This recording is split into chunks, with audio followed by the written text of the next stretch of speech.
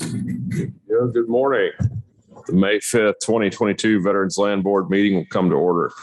Pursuant to Section 31.015 of the Texas Natural Resources Code, I'm chairing this meeting in the Commissioner's absence as Chief Clerk of the General Land Office, as the Commissioner is away on state business.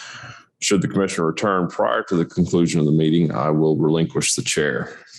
The May 5, 2022 meeting of the Veterans Land Board is being held in person at 1700 North Congress Avenue, Stephen F. Austin Building, and by video conference calls authorized under Texas Government Code Section 551.125. Access to the meeting by members of the public was published in advance in the Texas Register in accordance with the Texas Opens Meetings Act. Any member of the public who wishes to address the VLB should indicate so at the start of the meeting or during any public comment period. Looks like first item on the agenda is approval of the minutes from the February 11, 2022 Veterans Land Board meeting. You have a moment to review.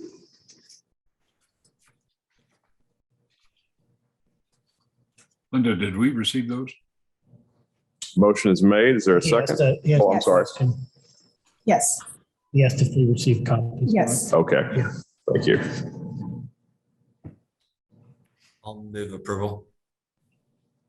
The motion made to approve the minutes. Is there a second? I'll second.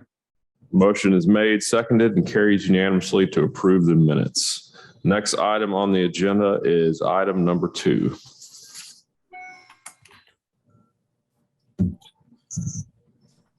Good morning, Mr. Chairman, members of the board. For the record, my name is Raul Gonzalez, Deputy Director for the Land and Housing Programs. On item number 2, we're recommending that the program guidelines for the Veterans Housing Assistance Program be modified to allow for an appraisal waiver when eligible per the Fannie Mae automated underwriting system. These only applies to conventional loans and do not apply to VA or FHA loans. The waiver requirements, one must receive an automated approval from the desktop underwriting system and must also receive an appraisal waiver offer. The lender is required to represent and warrant that the information provided is complete and accurate. In most cases, a prior appraisal must be found in Fannie Mae's collateral underwriting data for the subject property. Again, this only applies to conventional loans. The property must have a combined loan to value ratio of no more than 80%. And there may be some properties in high need rural areas identified by the Federal Housing Agency with a loan to value of up to 97%.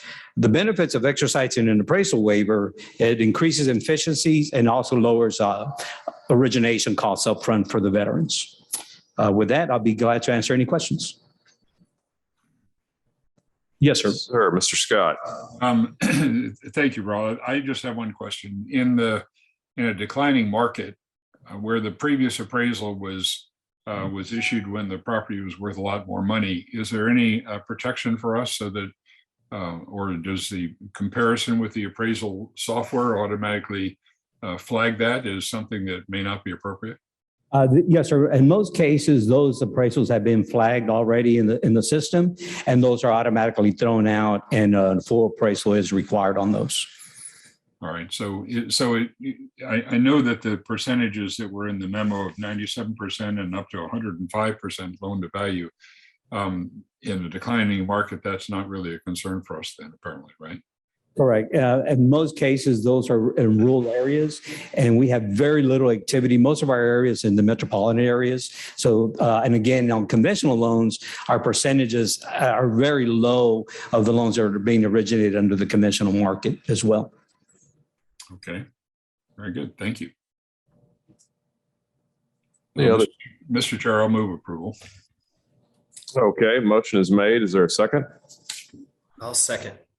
Motion is made, second, and carries unanimously. Thank you. Item number 3. On item number 3, there before you were for appeals, consideration approved for appeals, being that there are no appeals being presented to the board today. Okay, good work. So that being a non-action item, we will move to item number 4. Okay. So in item number 4, there were 4 tracts that were offered for sale during the online bidding from March 7th through April 25th. One of the tracks was the track number 1430 was pulled from the sale due to reinstatement. That particular track did receive about 184 bids, but the veteran was able to bring the account current, so that was pulled. On the remaining 3 tracks that were offered, a total of 398 bids were received, resulting in 3 high bids totaling $483,623.99. Staff is requesting that the board award all high bids that meet the qualifications for the land program. With that, I'll answer any questions. And you said there were 398 bids?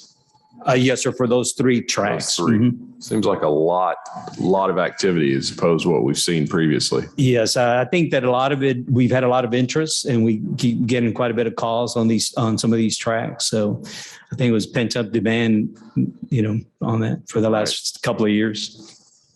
I also note the bids are higher than we've traditionally seen too. Is it the same factor?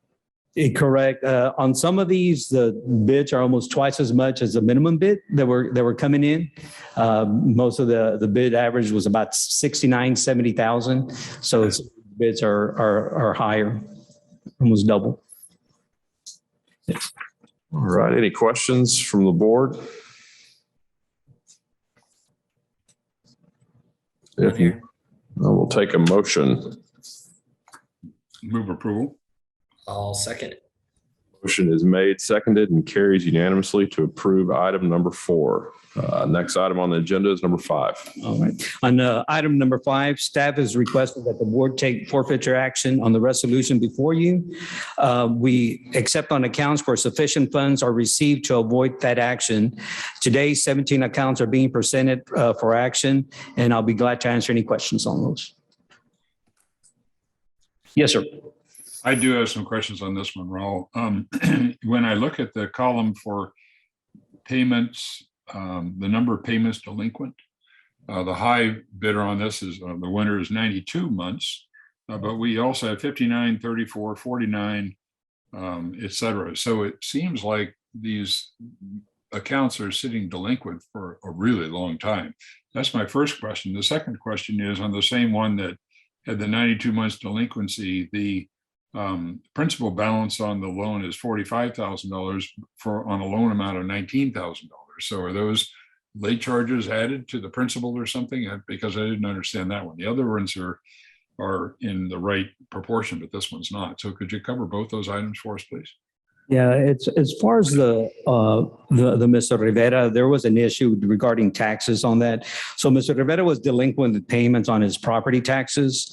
The local taxing authority foreclosed on their tax lien, and that was Wilson County. Wilson County, in turn, turned around and sold that interest over to United Group. This was followed by the board forfeiting Mr. Rivera's account and ordering the subject property sold. United Group has filed an affidavit claiming ownership to that property.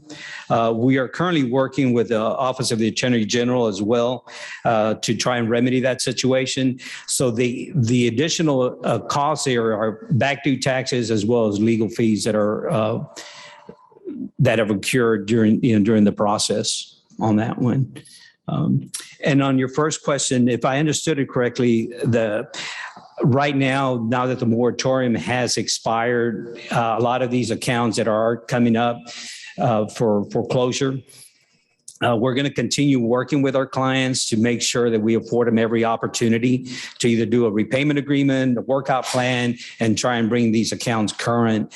We'll continue to see an increase in these as we start working more of these accounts, but we hope that before we get to order for sale, that a lot of these accounts will be brought current or come up with a repayment agreement.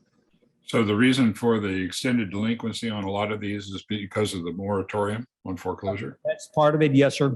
That's the highest percentage of those. Okay. And then finally, as far as the comment that you made about the sale of the property to United Group, I assume that we are a senior lien holder on that. So we're senior to them. And so they don't really have a lot of argument, or is there an issue about this one? If it's a tax lien, we're not senior to tax liens by counties typically. Usually a tax jurisdiction will have a senior right over even a first place mortgage. All right, so they purchased the tax lien, so we may have an issue on this one then. Correct. But like I said, that has been turned over to the Office of Attorney Generals as well. Okay. I kind of had the same question, so I appreciate Mr. Scott bringing it up, but also to the payment delinquencies, the disparities. So what is the kind of minimum delinquent payments where we bring these forward? Because I'm surprised you have some, at 8 months, but others, at 3-4 years that obviously predate any kind of pandemic and everything. So what's kind of our standard policy there when it comes to these? Normally on the 3 or 4 years, they probably have been, they've been delinquent and they entered into some kind of repayment agreements already. And they may have, fallen behind on those as well. There's a lot of times that we'll continue working with them and we'll do a repayment agreement or some kind of understanding with them. And they just don't live up to those terms. And so they just continue to fall behind on these. Okay.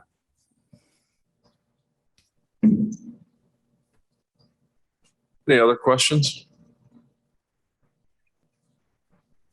If none, I will entertain a motion on item number 5. Mr. Moody, you want to do this one? And just to clarify, the motion here is to, Raul, could you help me, please? Okay, on this one, on item number 5, the motion is to, this is, item number 5 is consider an action on request to forfeit the VOB land accounts that have been presented, the 17 that have been presented to the board.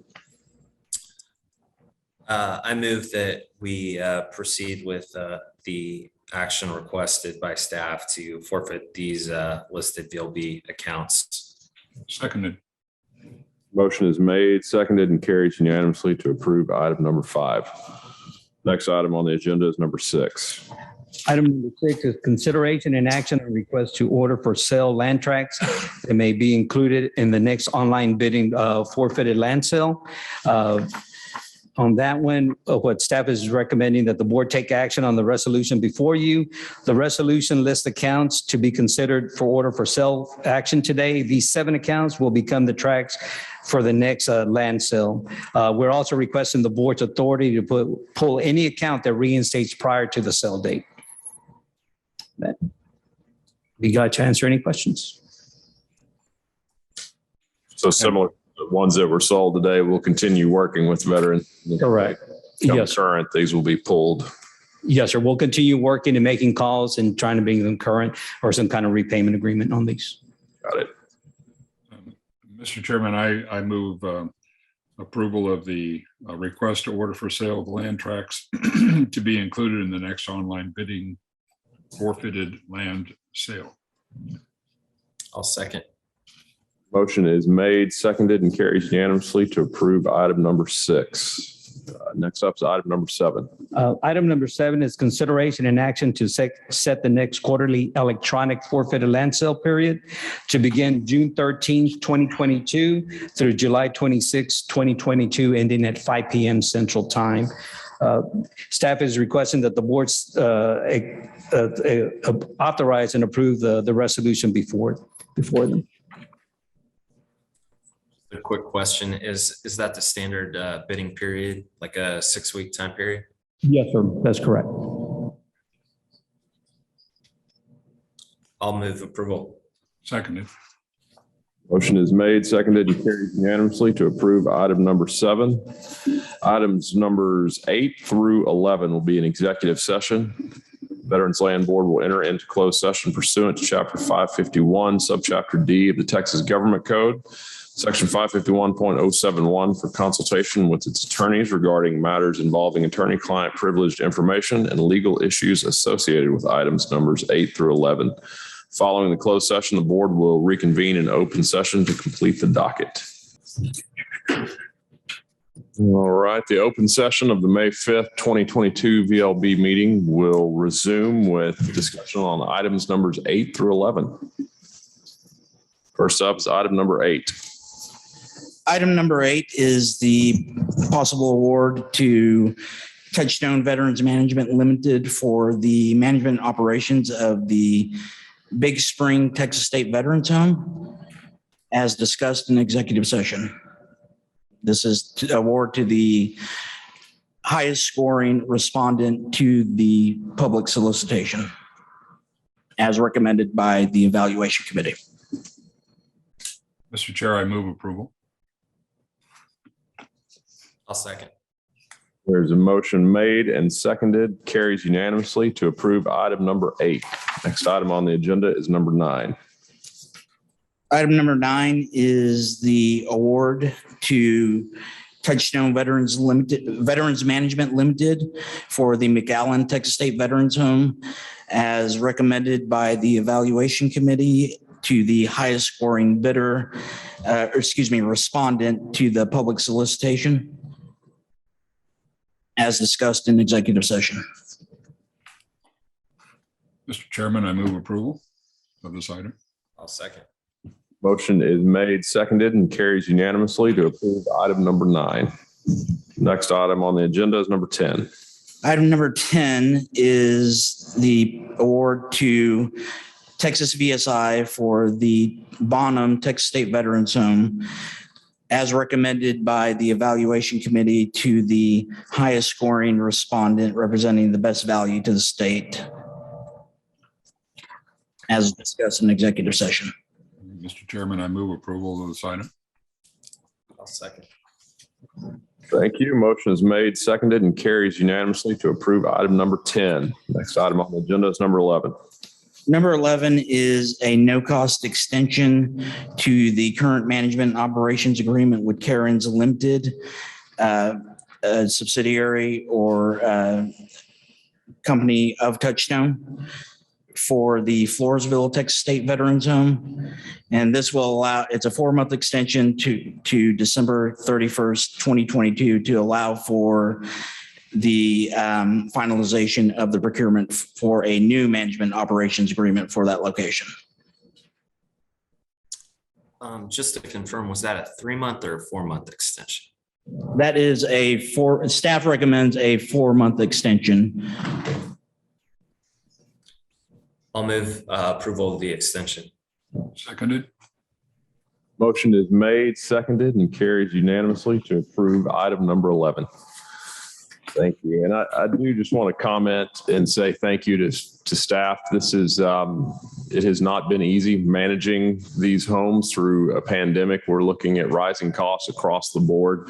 And I do want to thank staff for all their hard work and they've done in these negotiations, as well as the board members are incredibly involved and providing a lot of leadership and thought into the future on how to best care for our veterans. So I do want to say thank you for your continued involvement. And I believe that was it. So there being no further business before the VLB, the meeting is hereby adjourned. Thank you very much. Goodbye. Yeah. now. Thank you.